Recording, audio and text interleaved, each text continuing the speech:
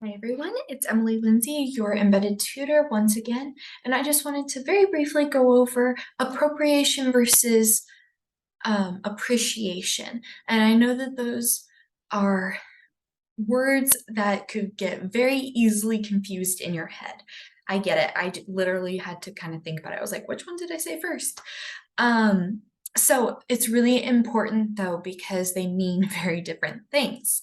So last video, we talked about the fact that a culture could be something super small, or it could be something really big.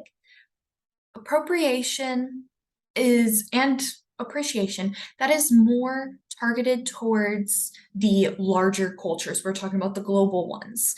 When we think culture, stereotypically, we're talking about indigenous cultures or so on. So usually appropriation happens when we're talking about people outside of the culture. They were not born into this culture, and they take aspects of it and make it their own when they really don't have any right to make it their own. So an example of this would be, I'll use myself. Hypothetically, let's say that I were to take pieces of Japanese culture and make it my own. I am not Japanese. I have no claim to the Japanese culture. Now, if I were to act like the culture is my own, I were to explain to others that you shouldn't do something or that something offends me because in this culture, in the Japanese culture, you aren't supposed to do this thing, then that is appropriation. Another example would be um,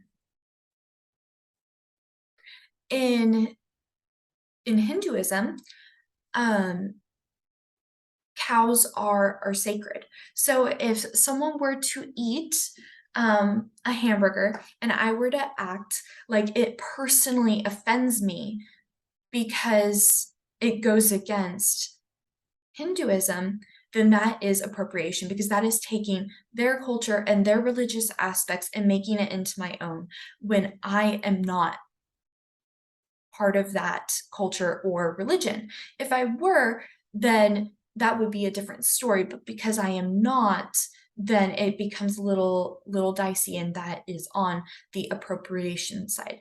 Now, appreciation is when you are still an outsider, but you are learning about the culture and the aspects of the culture to become more well-rounded.